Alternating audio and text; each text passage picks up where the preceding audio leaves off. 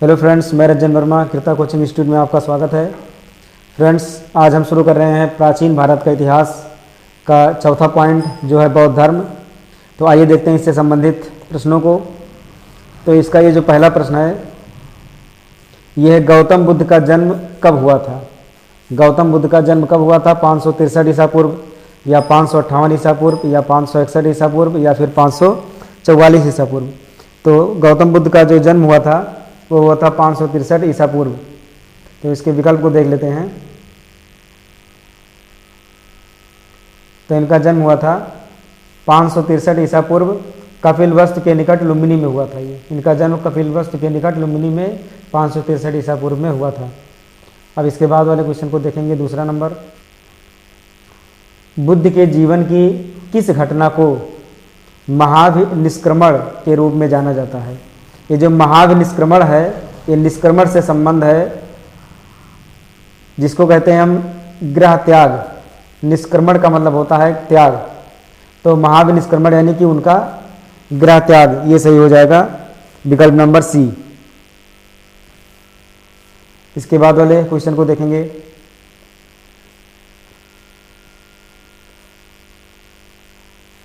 गौतम बुद्ध की मां किस वंश से संबंधित थी? गौतम बुद्ध की मां किस वंश से संबंधित थी? शाक्य वंश, माया वंश, लिच्छवी वंश, या फिर कोली वंश। तो गौतम बुद्ध की मां कोली वंश से संबंधित थी। विकल्प सही हो जाएगा डी नंबर, कोली वंश। तो ये विकल्प नंबर डी सही हो जाएगा, कोली वंश। इसको याद रखिएगा। अब अगला क्वेश्चन देखेंगे। अब ये 4 नंबर है, निम्नलिखित में से किस राजवंश के अभिलेख से इस परंपरा का समर्थन होता है कि लुम्बिनी शाक्य मुनि बुद्ध का जन्म स्थान था? किस राजवंश के अभिलेख से इस परंपरा का समर्थन होता है कि लुम्बिनी शाक्य मुनि बुद्ध का जन्म स्थान था? तो ये किससे पता चलता है? तो ये विकल्प नंबर हो जाएगा ये, मौर्य वंश से पता चलता है। तो इसके डिटेल को देखेंगे। तो ये है मौर्य वंशीय शासक अशोक के रुम्मिनदेई अभिलेख से सूचना मिलती है कि शाक्य मुनि बुद्ध का जन्म लुम्बिनी में हुआ था। ये पता चलता है मौर्य वंशीय शासक अशोक के रुम्मिनदेई अभिलेख से पता चलता है। रुम्मिनदेई अभिलेख से सूचना मिलती है ये। अगला क्वेश्चन देखेंगे, महात्मा बुद्ध का महापरिनिर्वाण कहाँ हुआ था? महात्मा बुद्ध का महापरिनिर्वाण वो कहाँ हुआ था? तो विकल्प नंबर सही हो जाएगा सी, कुशीनगर। इनका जो महापरिनिर्वाण हुआ था वो कुशीनगर में हुआ था।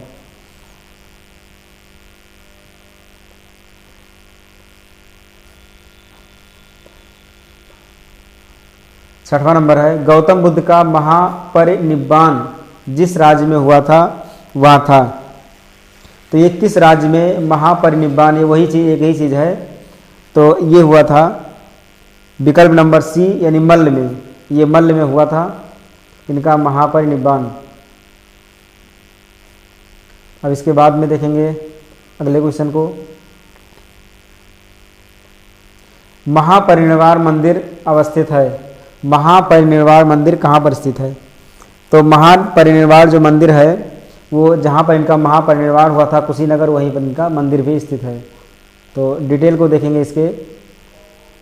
महापरिनिर्वाण मंदिर उत्तर प्रदेश के कुशीनगर जिले में स्थित है। मंदिर में स्थापित भगवान बुद्ध की मूर्ति 1876 ईस्वी में उत्खनन के द्वारा प्राप्त की गई थी।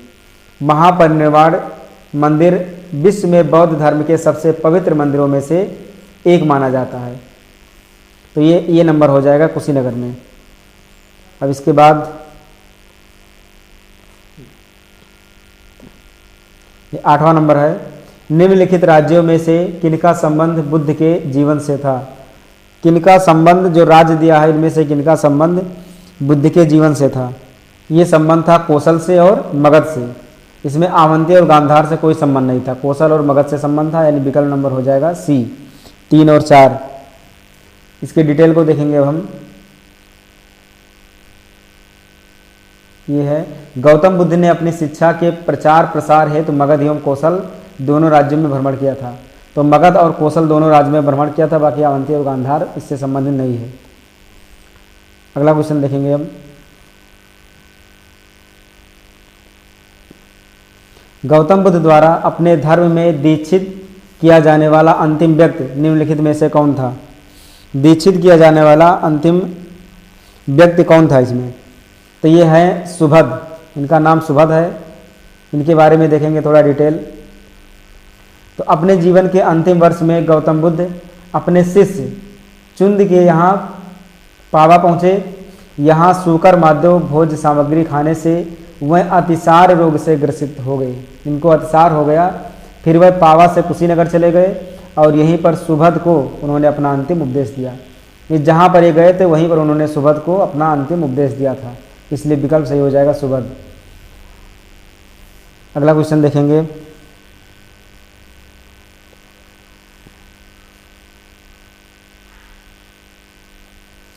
बुद्ध ने अपने जीवन की अंतिम वर्षा ऋतु कहाँ बिताई थी? बुद्ध ने अपने जीवन की अंतिम वर्षा ऋतु कहाँ बिताई थी? तो ये सही हो जाएगा बी नंबर, वैशाली में।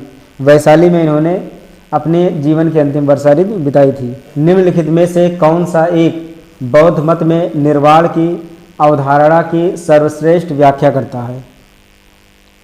इसमें से कौन सा एक बौद्ध मत में निर्वाण की अवधारणा की सर्वश्रेष्ठ व्याख्या करता है?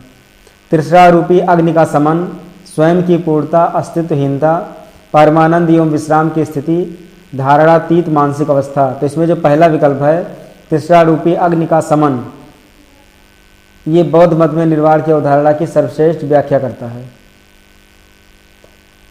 ऐसा क्यों है? ये इसका डिटेल दिया हुआ है। बुद्ध ने निर्वाण को मन की उस परम शांति के रूप में वर्णित किया है जो तृष्णा, क्रोध और दूसरी विषादकारी मना स्थितियों से परे है। निर्वाण में तृष्णा और द्वेष के कारण जड़ से समाप्त हो जाते हैं, जिससे मनुष्य सभी प्रकार के कष्टों या दुखों या संसार में पुनर्जन्म के चक्र से छूट जाता है। तो इन्होंने कहा है तृष्णा रूपी अग्नि का समन इस निर्वाण की अवधारणा का सर्वश्रेष्ठ व्याख्या करता है। अब देखेंगे अगले क्वेश्चन को। आलार कालाम कौन थे? आलार कालाम कौन थे? तो आलार कालाम बुद्ध के शिष्य थे या बुद्धकालीन शासक थे या एक प्रतिष्ठित बौद्ध भिक्षु थे या फिर बुद्ध के गुरु थे? तो आलार कालाम ये बुद्ध के एक गुरु थे। महाभिनिष्क्रमण के बाद ज्ञान की खोज में महात्मा बुद्ध आलार कालाम के आश्रम पहुँचे तथा उनसे दीक्षा ली, यानी वो उनके गुरु बन गए, बुद्ध के गुरु थे ये। नेक्स्ट क्वेश्चन को देखेंगे। महात्मा बुद्ध ने अपना पहला धर्मचक्र परिवर्तन या प्रवर्तन अपना पहला धर्मचक्र प्रवर्तन किस स्थान पर दिया था? महात्मा बुद्ध ने अपना पहला धर्मचक्र प्रवर्तन किस स्थान पर दिया था? तो इसका राइट आंसर हो जाएगा सारनाथ में। इन्होंने जो अपना पहला उपदेश दिया था, धर्मचक्र परिवर्तन का मतलब होता है उपदेश, पहला उपदेश उन्होंने सारनाथ में दिया था। ज्ञान प्राप्ति के पश्चात गौतम बुद्ध ने अपने मत का प्रचार प्रारंभ किया। उर्वेला से वह सबसे पहले ऋषिपत्तन, जो कि वर्तमान में सारनाथ वाराणसी के निकट है, आए। यहाँ उन्होंने 5 ब्राह्मण सन्यासियों को पहला उपदेश दिया। इस प्रथम उपदेश को धर्मचक्र प्रवर्तन कहा जाता है। जो उन्होंने पहला उपदेश दिया है इसी को कहा जाता है धर्मचक्र प्रवर्तन। अगला क्वेश्चन देखेंगे। गौतम बुद्ध अपना प्रथम उपदेश कहाँ दिए थे? तो ये अभी भी क्वेश्चन आ चुका है। गौतम बुद्ध ने अपना पहला उपदेश सारनाथ में दिया। Next question.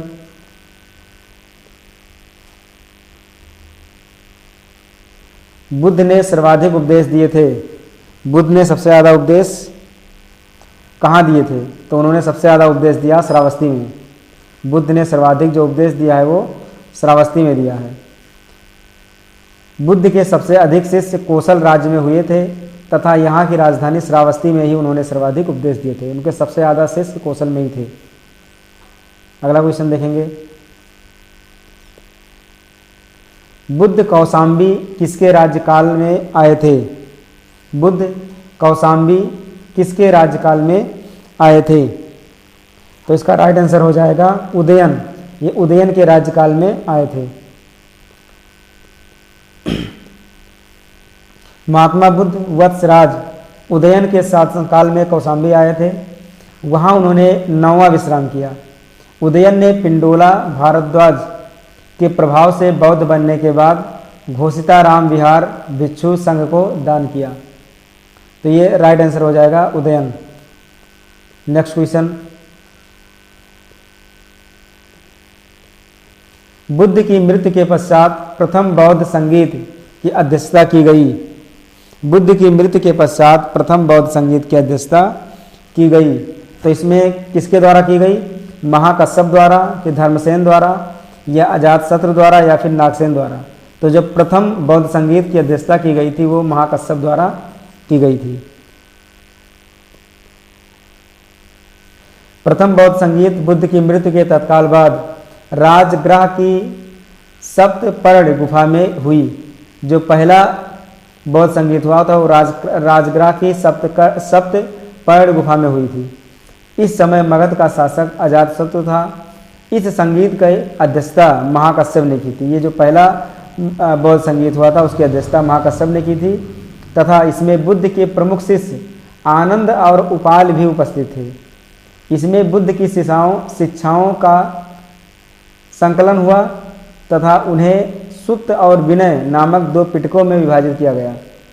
आनंद तथा उपाल क्रमशः धर्म और विनय के प्रमाण माने गए। तो इसका राइट आंसर हो जाएगा महाकश्यप द्वारा प्रथम बौद्ध संगीत की अध्यक्षता की गई।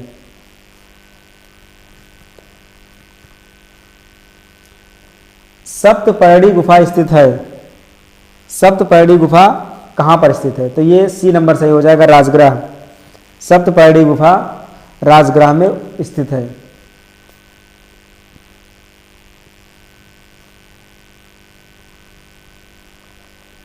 भगवान बुद्ध के महापरिनिर्वाण के बाद पहली बौद्ध संगीत हुई। भगवान बुद्ध के महापरिनिर्वाण के बाद जो पहली बौद्ध संगीत हुई थी वो कहाँ हुई थी? राजगृह में ही हुई थी, राजगीर में। राजगृह राजगीर में हुआ था। अब अगला क्वेश्चन देखेंगे। कश्मीर में कनिष्क के शासनकाल में जो बौद्ध संगीत आयोजित हुई थी उसकी अध्यक्षता निम्नलिखित में से किसने की थी?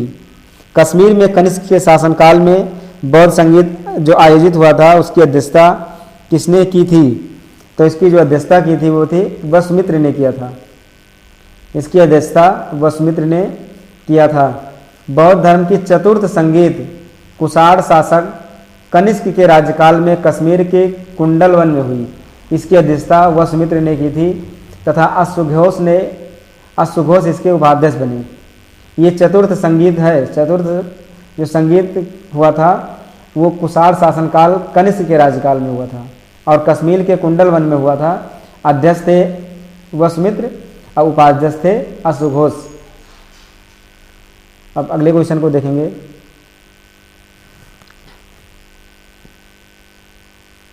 बौद्ध धर्म की महायान शाखा औपचारिक रूप से किसके शासनकाल में प्रकट हुई? बौद्ध धर्म की महायान शाखा किसके शासनकाल में प्रकट हुई? तो इसका राइट आंसर हो जाएगा डी नंबर, कनिष्क। ये कनिष्क के शासनकाल में महायान शाखा प्रकट हुई थी। अगले क्वेश्चन को देखेंगे। कनिष्क के शासनकाल में बौद्ध सभा किस नगर में आयोजित की गई थी? कनिष्क के शासनकाल में बौद्ध सभा किस नगर में आयोजित की गई थी? तो इसका राइट आंसर हो जाएगा कश्मीर। अभी इसके पहले क्वेश्चन था कश्मीर में कनिष्क के शासनकाल में चतुर्थ बौद्ध सभा आयोजित हुई थी, तो ये कश्मीर से ही हो जाएगा। अगला क्वेश्चन।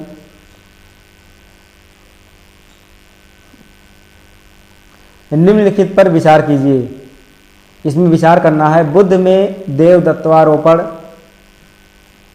बोधिसत्व के पथ पर चलना, मूर्ति उपासना तथा अनुष्ठान, इनमें से कौन सी विशेषता महायान बौद्ध मत की है? तो कौन सा है इसमें? तो इसमें बुद्ध में देवदत्तारोपण था, ये भी सही है। बोधिसत्व के पथ पर चलना, ये भी सही है बौद्ध मत। और मूर्ति उपासना तथा अनुष्ठान, ये भी सही है, यानी कि विकल्प हो जाएगा डी नंबर। इसका डी नंबर सही हो जाएगा। अगला क्वेश्चन।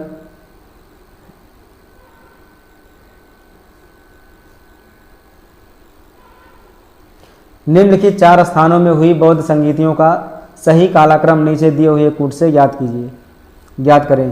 तो 4 बौद्ध संगीत हुआ था, तो उसमें इसको क्रम में सेट करना है। तो कौन सही हो जाएगा इसका?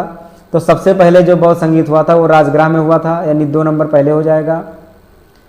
उसके बाद पाटलिपुत्र में हुआ, उसके बाद वैशाली में हुआ था, वैशाली के बाद पाटलिपुत्र में हुआ था, और पाटलिपुत्र के बाद सबसे लास्ट कुंडलवन में हुआ था, कश्मीर, ये कुंडलवन में। तो इसका जो राइट आंसर होगा वो डी नंबर से हो जाएगा, 2 1 4 3। निम्न में से किस शासक ने द्वितीय बौद्ध सभा का आयोजन किया था? किस शासन ने द्वितीय बौद्ध सभा का आयोजन किया था? तो इसमें हो जाएंगे कालाशोक। ये जो कालाशोक शासक थे, इन्होंने द्वितीय बौद्ध सभा आयोजित की थी। तो इसका राइट आंसर हो जाएगा बी नंबर। अगला क्वेश्चन देखेंगे।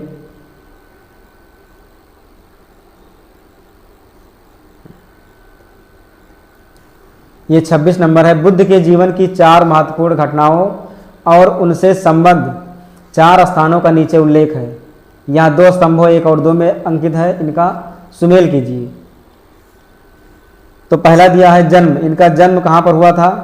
तो इनका जन्म हुआ था लुम्बिनी में, ये पता है कि जन्म लुम्बिनी में हुआ था। अब ज्ञान प्राप्त इनको हुआ था बोधगया में, तो दूसरा का दूसरे हो जाएगा। और जो प्रथम इन्होंने प्रवचन दिया था वो दिया था सारनाथ में, और इनका निधन हुआ था कुशीनगर में। तो इसका राइट आंसर हो जाएगा सी। भारतीय कला में बुद्ध के जीवन की किस घटना का चित्रण मृग सहित चक्र द्वारा हुआ है? भारतीय कला में बुद्ध के जीवन की किस घटना का चित्रण मृग सहित चक्र द्वारा हुआ है? तो ये होगा सी नंबर, प्रथम उपदेश के द्वारा। इसका सही हो जाएगा प्रथम उपदेश। भारतीय कला में बुद्ध के जीवन के प्रथम उपदेश का चित्रण मृग सहित चक्र द्वारा हुआ है। बुद्ध ने अपना प्रथम उपदेश सारनाथ में मृगदाव यानी हरिणवन में दिया था। तो जो प्रथम उपदेश दिया था वहीं पर हुआ था।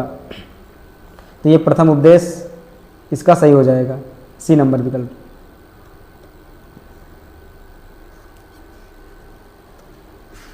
करमापा लामा तिब्बत के बुद्ध संप्रदाय के किस वर्ग का है? करमापा लामा तिब्बत के बुद्ध संप्रदाय के किस वर्ग का है? तो इसका राइट आंसर हो जाएगा बी नंबर, कंग्यूपा। यह कंग्यूपा इसका सही हो जाएगा।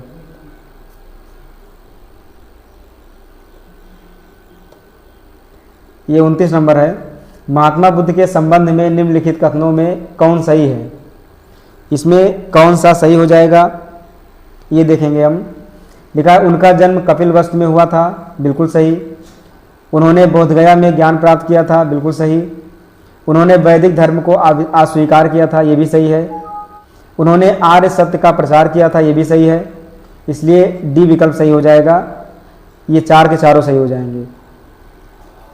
अगला क्वेश्चन।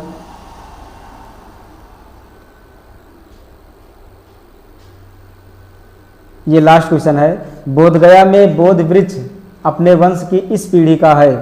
बोधगया में जो बोध वृक्ष है वो किस वंश का है, यानी किस पीढ़ी का है?